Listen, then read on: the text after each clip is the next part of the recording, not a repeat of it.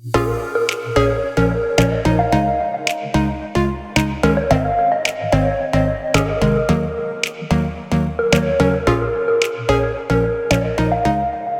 back to the Practical Church Podcast. My name is Dylan Dotson, and on this podcast, I give you practical tips and advice to help you plant and grow healthy churches. Today on the episode, we're going to share with you 6 tips for smoother service transitions, how to avoid some of the awkwardness on your Sunday services. And of course, as always, this show is brought to you in partnership with Mission Support. Mission Support knows you want to be effective in ministry, but if you're like most pastors, you probably feel like you never have enough time, energy, or expertise to get everything done, especially things that drain your batteries or the things you don't know how to do. And so you can head to missionsupport.com, because they become alongside pastors and ministry leaders just like you as a guide to provide the expertise to do the things you don't know how to do and give you back the time you desperately need. So whether it's things like bookkeeping, SEO, payroll, websites, or a lot of their other back-end services, talk to a guy today at missionsupport.com and go from feeling scattered to focused on your mission. It's possible to love being a pastor again. And if you want more from the Practical Church show, you can go to missionsupport.com/practical to submit future questions, get the Practical Church newsletter, and all that good stuff. That being said, let's get into today's episode. All right, 6 tips for smoother service transitions. How do you take the things that might feel awkward and make them not awkward? And here's the thing. The good news is you can do this regardless of the size of your church. I think there might be maybe somewhat of an assumption that if you're smaller or don't have as many people, the service just kind of is what it is and people will just kind of like, they're fine with it. I think maybe an episode like this is important to remember that it is true that your people might be fine with some of the awkwardness. But if you want to reach new people, or if you want your people to invite their friends, these things, they matter. Let me give you a real quick story. A couple weeks ago, our soundboard died. It turned off before run through, and it didn't turn back on until 20 minutes before the service. Long story short, we've been having some issues, so we went ahead and bought a new soundboard, had it ordered, we had it rush delivered and set up so we could have it for the next Sunday. Now, here's why I share the story. That our people are totally okay if our soundboard dies. In fact, it actually can make for a cool service, like one time. We had no sound, and so we sang acoustic. It was awesome. And as cool as that is, if you did that every week, your people might think it was cool, but there are chances of inviting a friend to some of the awkwardness who might be wondering, like, well, why don't they just buy a new soundboard? It diminishes. And so if we want to reach people for Jesus, man, this stuff matters. And so here are 6 things you can do to have smoother transitions in your service, regardless of your size. Here's number 1, do a real service run through. A real one. So I know a lot of churches might talk through their services, but if you want to make sure you get the kinks out, make sure the slides are good, make sure the sermon slides are good, the transitions are good, you actually have to run through them.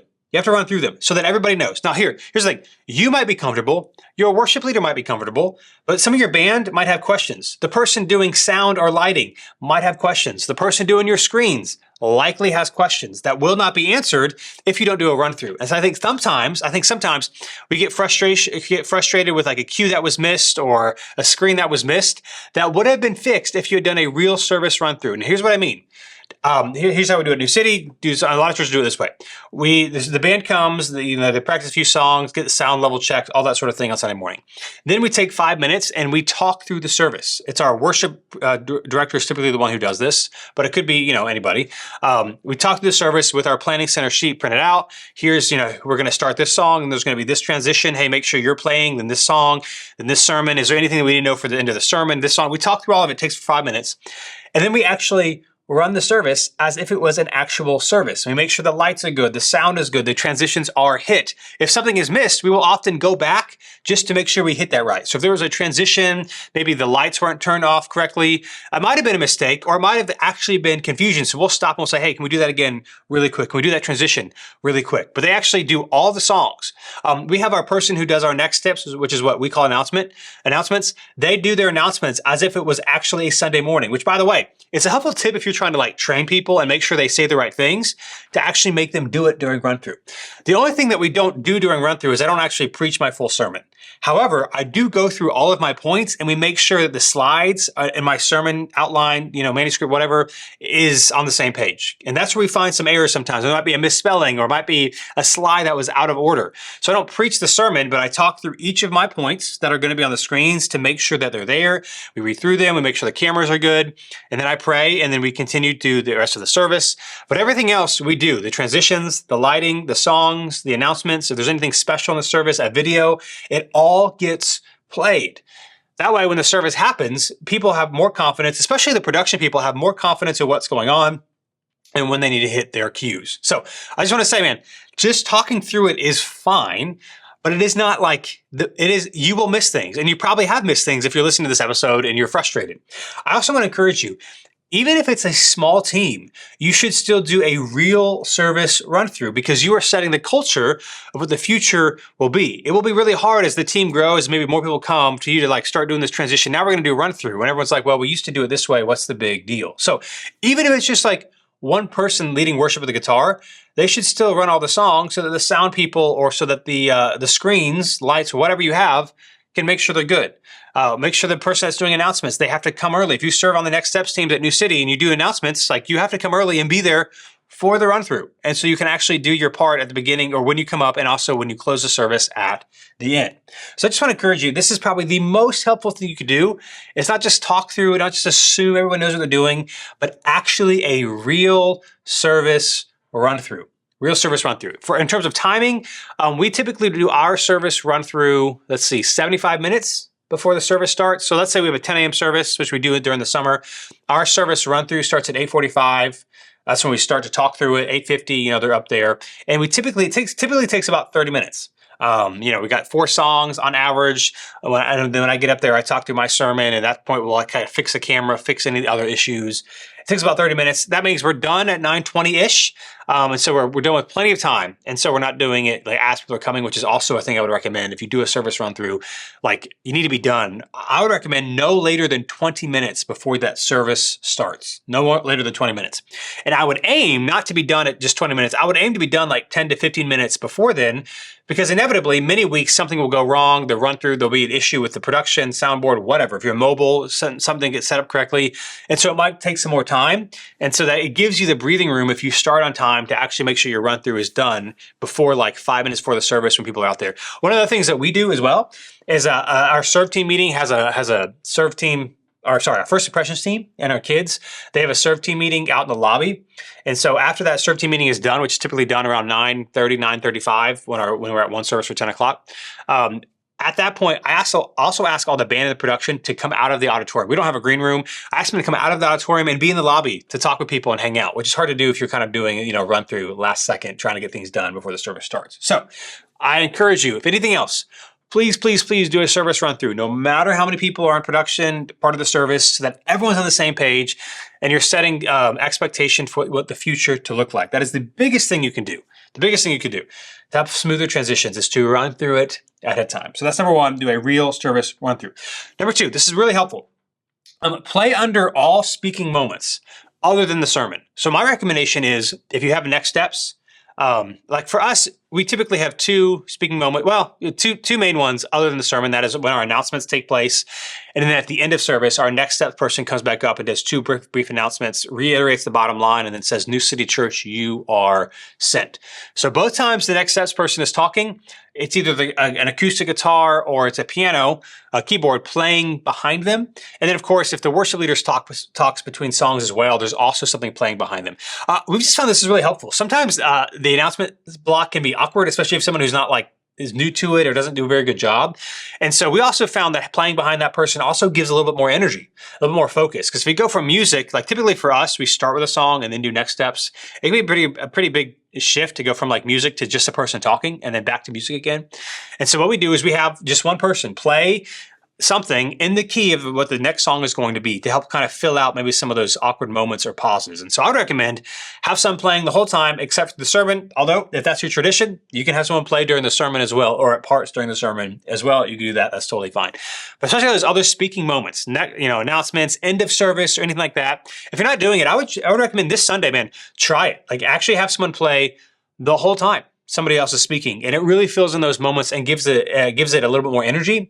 And for whatever reason, it also just helps you focus. There's probably a psychological thing there going on that I can't quite explain, but it helps you focus on what's going on. Sometimes maybe during announcements, if the room's quiet, people are maybe still coming in, if it's towards the beginning of your service, it helps kind of drown out some of the kind of background noise that can happen as people are shuffling in and talking to each other and all that sort of thing. And so the second thing I'd recommend is play under all speaking moments. Other than the sermon, of course, you could do that as well if you want. But next steps, end of service, when your worship leader's talking, anytime you have someone come up, if they're going to be talking for probably less than a couple minutes, I mean, maybe if you have like a missionary or something, I don't know, maybe that's different. But generally speaking, I would encourage you to play under all speaking moments, and that'll help things kind of go smoother and kind of fill in any awkward, silence that might take place. So just recommend trying that. Play under all speaking moments.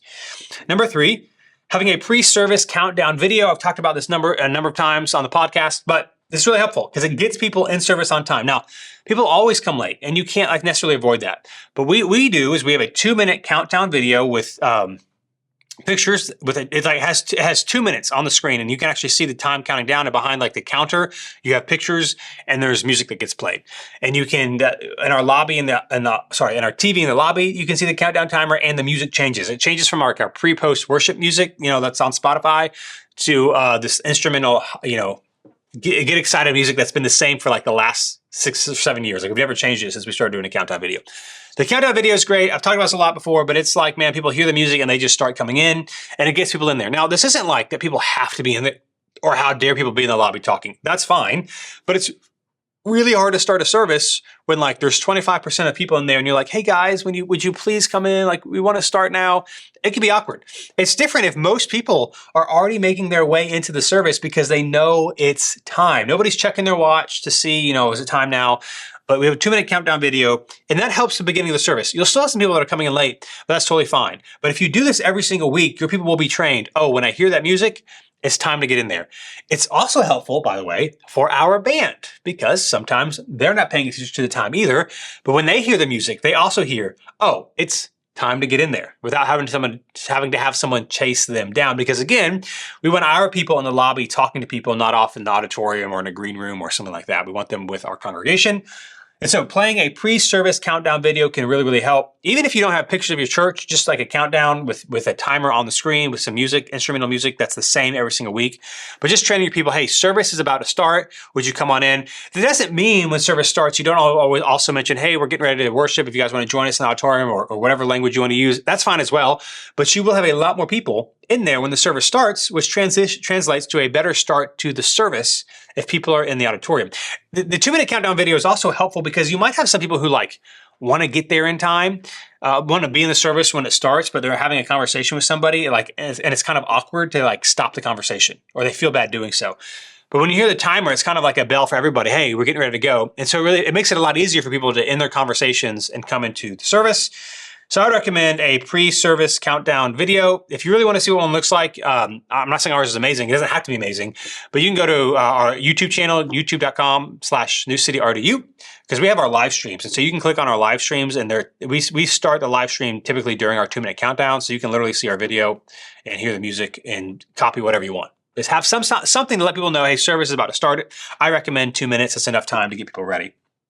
Number 4, have a consistent end of service. So sometimes, as we all know, the end of service can be awkward, and it can kind of maybe kill the excitement, the momentum of what happened during the service.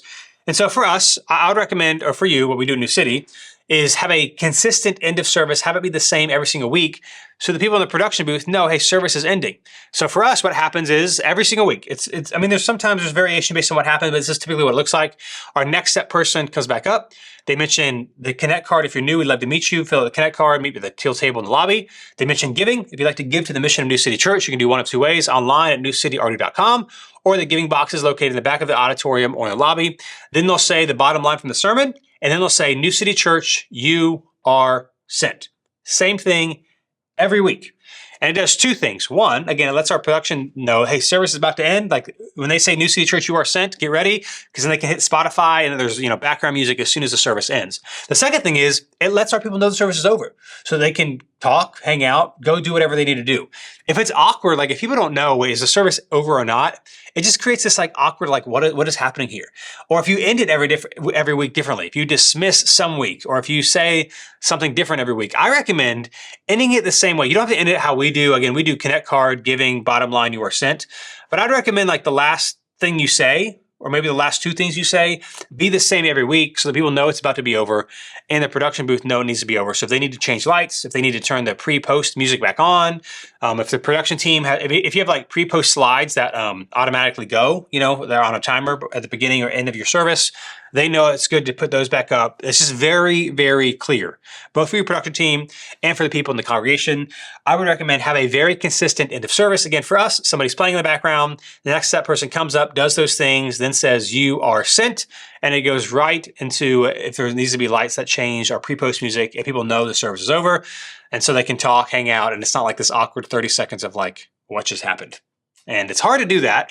If you're conservative, like if you do music at the end of your service, which most churches do, which I would recommend, it's hard for your sound person to know when to press play if they don't know when the service is over.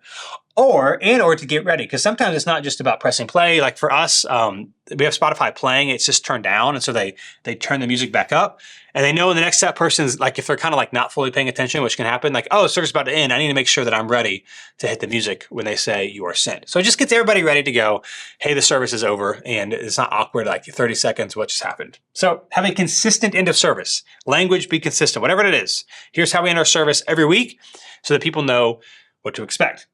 That was number 4. Number 5, post-service music ready to go. Now, pre-service music is pretty obvious if you use Spotify or whatever music player you have, whatever playlist you have. The other thing is have it ready to go, because you can do all those things, which has happened. It doesn't happen very often, but it's happened every once in a while, especially if we had an issue where like we do the whole you are sent and then it's just quiet. And it's kind of awkward. Like that people know service is over, but it just feels weird. And so I would have post-service music ready to go. Now it might be, you're just pausing it, depending on what your setup it is. It might be that you leave your pre-post music going and you just turn it down, and then you turn it, you fade it back in, because sometimes just hitting play or pause can be pretty abrupt. Whatever it is, I would make sure your sound person is trained. Here's how our service ends, and make sure we're ready to go. The frustrating thing is like, a lot of these things are preventable. So there are things that happen in the service, the other week when our soundboard died, or if whatever you use to play music messes up, or your computer messes up. Like there's nothing you can do about it. The frustrating part is a lot of these things that make services awkward are actually preventable. Like there are things that could have been done if a service run through has gone, it was what happened, as I said in my first point, and then you worked through like all these things that I'm talking about. Like we do all these things. We do our 2-minute countdown during our run through. We make sure like the Spotify starts and stops at the right time, bumper videos, all that sort of thing. Under the music, like when the person is doing next steps during run through, somebody is playing. And if they're not, we'll say, hold up, make sure you're playing, so that people know what to do. So post music, ready to go after service, because it could just be awkward. Even if you're very clear, like we are, it still feels kind of like, wait, what just happened? To go like, hey, here's the service. Especially for us, because when the person ends the service, somebody's playing behind them. For someone to be playing behind them, for someone to be talking, and then they're saying you are sent, and then it just goes dead quiet, that's awkward. And so making sure that however you have your system set up ready to go, the post-service music starts. And last but not least, number 6, I just want to mention the bumper video or your sermon transition. If you have a bumper video, that's pretty simple. You play your bumper video, you get people off the stage, you get people on the stage, you're ready to go. If you don't have a bumper video, that is okay. I would still say you want to make sure that this transition moment is still as least awkward as possible. So if somebody prays before the sermon part, make sure while that person is praying, if someone's playing under them, that's fine. But everybody else, go ahead and start getting off the stage. Or or when that happens, like as the praying is happening, I would make sure like the podium, if you've got to bring it to the stage, the pastor is ready to go as soon as they say amen. And even if there's a transition, like even if you say amen or even if you don't pray, that like you kind of, I don't know how to say this. It's something you acknowledge that people are transitioning, but like you don't jump into the sermon like right away if people are still getting off the stage. At that point, you can maybe start your sermon. You could talk a certain way to like get people to look at you. I would recommend a bumper video if you can do it.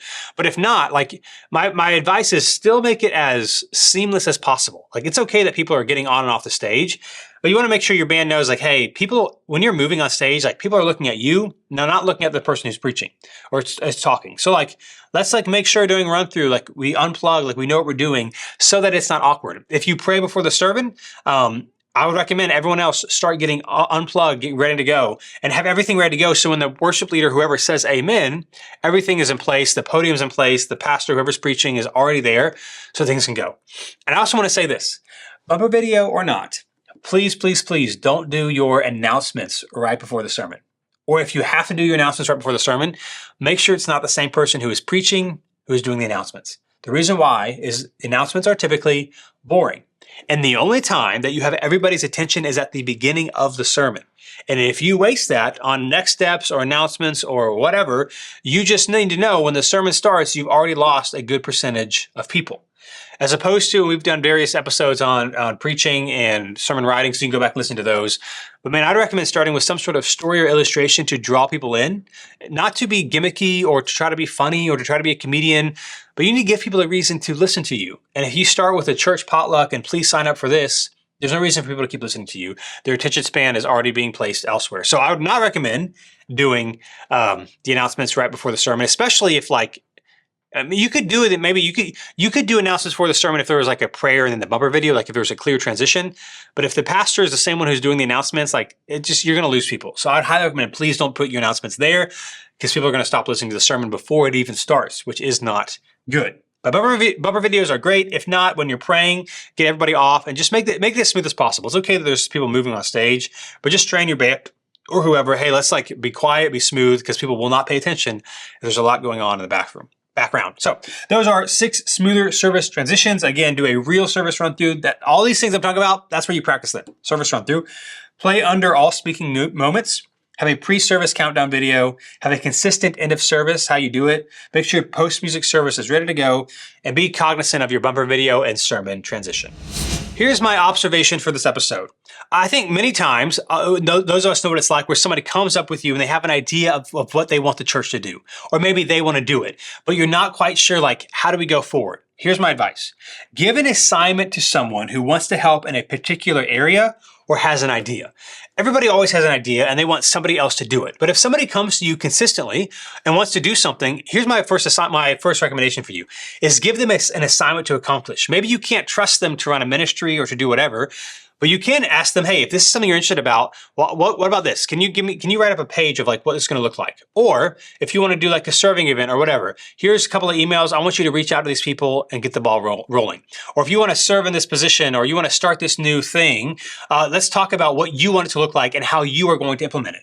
This way, it takes the pressure off you to figure out everything. Again, a lot of people have, with great intentions, lots of really good ideas, but then they don't often realize the work that goes into doing it. Or if they want to be the one to do it, can you give them like a very easy beginning assignment that's also a little bit of a test to see, are you willing to do this? They want to lead some sort of Bible study or do some sort of service project or start some sort of ministry. You don't just want to say yes right away, especially if you're not sure, but is there an assignment you can give them? Like, okay, can you recruit 10 people? Okay, can you write out how many people you need to serve at this event, where it's going to be, what time, how we're going to get people to do it? Like, what's the goal of the event? What's the outcome going to be? Like, give them some things to do. And if they come back to you with a plan, well, then you know you're on your way. But my biggest advice is when people say, hey, let's do this, or hey, I want to do this, is there some sort of assignment you can give them that will make them have to take some initiative, like not like I'm just going to hold your hand through all this, to see if they really want to do it. And the thing is, like, if they're not willing to do that, well, then you have your answer. Like, they can't do it. And they might also see it, as opposed to you just trying to figure out everything out for them. Again, my advice, my observation is to give an assignment to someone who wants to help in a particular area and see what happens there first before you take the next step. My personal growth tip for this episode. Here's how to experience exponential results. Remember this, the small consistencies produce exponential results over time. It is small consistencies over time. One time I listened to an interview where the late basketball legend Kobe Bryant explained why he got up so early in the offseason to practice. talked about how he got up like really, really early. And it was because after each practice session, you needed to give your body a few hours to rest before going again. And by getting up early, I think it was like 4:30 or 5, something crazy every single day during the off season. He said by getting up early, he could practice 3 times a day instead of 2 times a day. So we do certain things, certain ways, certain basketball drills, and then your body has to have recovery time. And so he said that most guys practice twice a day. And then after a few years, he knew that no matter how much they practiced in the future, they would never be able to catch him. Because while most people would have 2 training sessions a day, he would have 3 training sessions a day. And in the beginning, the difference that it would make was not something you could tell. But over time, nobody would be able to catch him. And so while you may not notice a difference early on, if you, for example, read consistently, eventually you will accumulate more wisdom and knowledge than your peers. If you eat well consistently, eventually you won't have the same health issues as your peers. If you practice a little bit most days, eventually your skill gap will be much larger than your peers. It may not feel, or you may not see a difference in results for a while, but eventually, remember, small consistencies produce exponential results over time. And for today's ministry question, it comes from our Practical Church Facebook group, which of course you can join on Facebook if you just search Practical Church. Here's the question. Our advisory board is wanting to raise our salary when the fiscal year resets for our church in June. How do you all determine salary amount in church planting? We set it very low for these first 2 years, but it was enough to pay the bills and didn't bankrupt the church. We have another child on the way, so that is what they are looking at, plus the growth and stability of the church financially. At this point, 2 years in, they've asked us for our input for what it should be. So let me just maybe talk about setting church salaries, especially as a church plant, because it'll be really, really hard. What we do at New City, what we found really helpful is we use what's called churchsalary.com. You can pay for their annual report. I think it's about $99. And it's really, really helpful because you can put in like medium, cost of living where whatever city you're in, what people with the same job title do, church size, experience, educational background, all these types of things. And it gives you a range of salaries. So this way you're not just shooting in the dark. It gives you a range of salaries that you can start from. Now, what we had at New City Church in the beginning, we didn't have elders, but we had what's called a management team.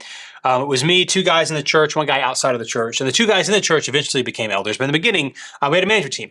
I'm currently on a management team for a friend of mine who planted a church in Raleigh this past January. And eventually that board, this external board that we offer him is going to be supplanted by local elders. But you have a team of people outside the beginning that give you financial accountability to help you set these things. So I would take churchsalary.com and I'd have this team and I would talk through like, hey, what do we need? If you're a pastor, I also would encourage you, like, it's okay to advocate for yourself. If you've got kids, if you've got cost of living, like you do have to survive. And yes, it's true that pastors, you might be able to make, for many pastors, you could make more money somewhere else than being a pastor.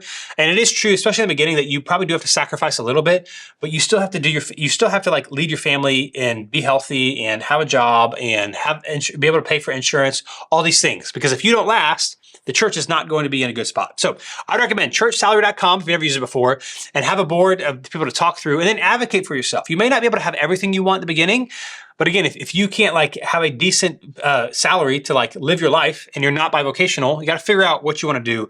That's what I recommend. Every single year we use that. Just pay the $99, get the range, talk to the board, say, here's where we are, what can we do? And then advocate for yourself and be honest about what you need. You'll find that I think your board, people in your church, like they want their pastor to be okay. They want them to be taken care of so they can lead well. And so obviously this isn't like making a ton of money, but at churchsalary.com is my biggest, quickest piece of advice. Get that, talk to your board and find a range with that kind of, within that range, I think that's a good place to start. So as always, thanks again for listening to the Practical Church podcast. We have episodes that come out every other Wednesday, and in the in-between Wednesdays, we have the Practical Church newsletter, which also gives you practical tips and advice. So you can go to missionsupport.com/practical to sign up for the newsletter and submit a question that you might want answered in a future episode. And as always, if you're feeling overwhelmed by ministry, make sure you check out missionsupport.com, who partners with putting the Practical Church podcast on to help you go from being stressed and overwhelmed to love being a pastor. Again, if you got things in the background, administrative work that you need help with, missionsupport.com is your one-stop shop. Make sure to check them out, and we'll be with you next time on the Practical Church podcast.